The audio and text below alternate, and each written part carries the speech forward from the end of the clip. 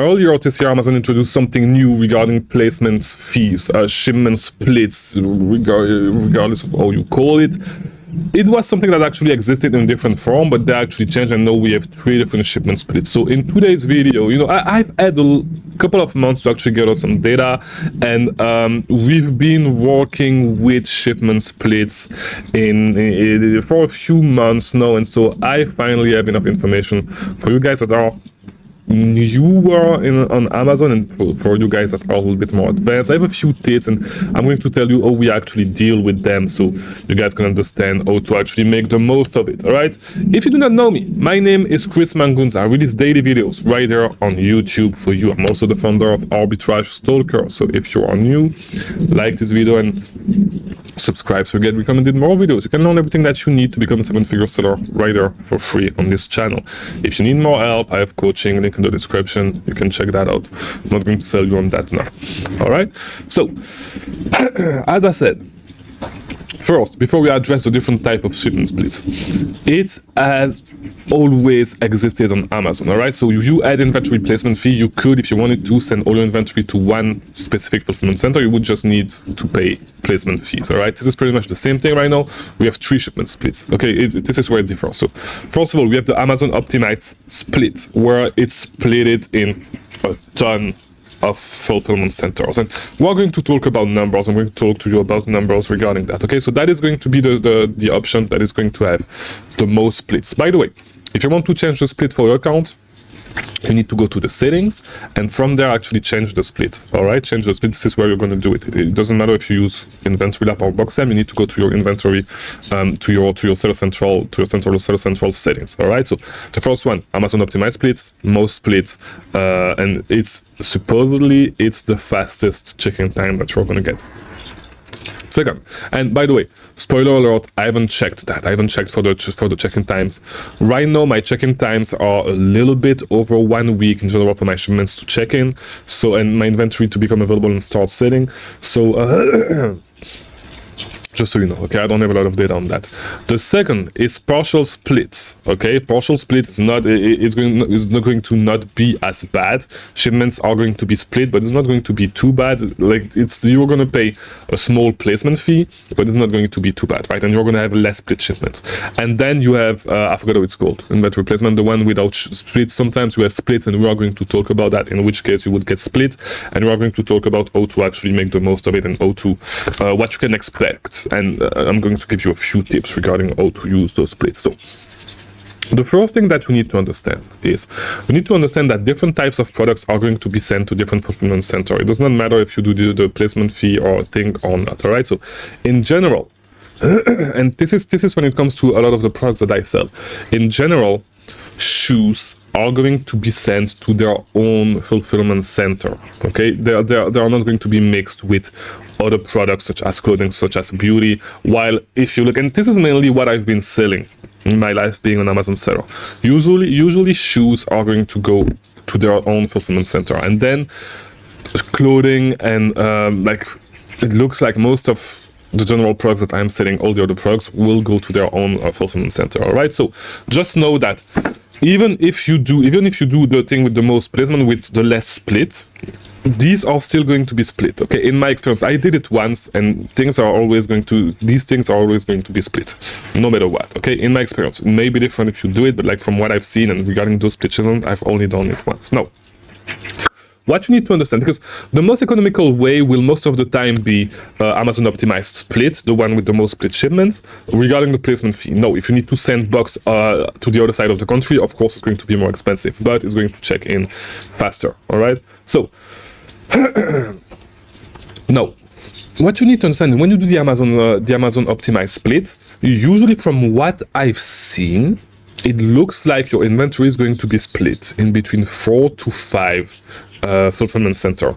Of course, if you send a shipment of shoes and clothing together, shoes and beauty products all together, as I said, those will always be separate. So this can multiply the number of fulfillment centers that you're going to need to send to by 2. All right, because as I said, usually shoes and the other stuff does not mix. Okay, it doesn't matter what you do, it's not going to mix. So when you prep shoes and when you prep, make sure that, so what I'm trying to say is this.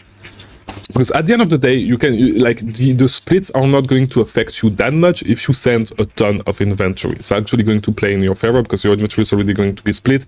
You're going to sell out your inventory faster, right? So what you need to do is you need to understand when you are sourcing and when you are doing when you are placing orders, you need to understand this. Your inventory is going to be split in between 4 to 5 fulfillment center, okay? 4 to 5 fulfillment center for shoes, 4 to 5 fulfillment center for the rest. All right. I think one time it actually went to 6. I think I'm not sure, but most of the times it's what it's going to be. All right. So you need to think about it this way. If you are sending a shipment of 100 units, think of it as it's going to be like around 20 units for each shipment. All right. Around 20 units for each shipment. Now, what you need to understand is this. Is it going to be worth it? If you take the number of units that you are going to prep for this week, is it going to be worth it for you to actually? And this is something that you need to be conscious of when you are actually sourcing. When you are sourcing, you're going to need to decide if, and of course, you need to look at it on a weekly basis. If you do your shipment once a week, depending on how your prep center works. But like, as long the main thing that I want to tell you is this. As long as you're doing volume, the fix to everything regarding split shipments is to do more volume. All right. And now the thing that you need to understand is this. So as I said, if you send 100 units, it's going to be split around 20 units for each fulfillment center. All right. So what you need to understand is this. If it's 20 units, depending on the number of units that you are actually going to send, regarding of how big the units are, because it's going to be different. For example, if I ship something like a water bottle, the size of a water bottle, or if let's say I ship lipstick, all right, I buy 100 lipstick and this is all I'm going to send this week. 20 lipstick in a box is not going to be a huge box, and so it's not going to be efficient, because if you sell small box, you need to understand this. You need to do some volume. Your shipment needs to be to have some volume for them to be actually efficient regarding the weight. If you send your inventory in poly bags, because 20 lipsticks are going to fit in a poly bag. If you send a shipment with something the size of 20 lipsticks, it's not going to work, right? You're going to pay a ton for shipping, and so in that case, it's maybe better for you to actually not merge the shipment, but to do a split, to do the minimum split and pay that the placement fee, right? Because you're going to pay too much for the shipping per pound, and it's not really going to be interesting, and so you're going to send to 5 different places. It's going to be a mess. While if you actually do 20 pair of shoes, a box, like an extra large box, can fit, like, depending on the size, can fit probably like 12 to 15 shoe boxes, right? And I haven't prepped myself for a long time, so my numbers may be wrong, all right? I may be out of touch with that stuff, but that's right. That's fine. So it really depends on the size of the product, and you need to understand, okay, if I need to say, so I'm going to need to send that many units, all right? If I'm actually doing the Amazon optimized split, here's how many units are going to be in my shipments, more or less.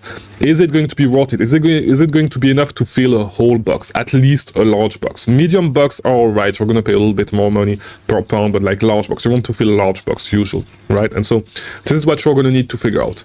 Not only that, but you can actually use Seller Amp to actually get an estimation of your return on investment with your placement fees.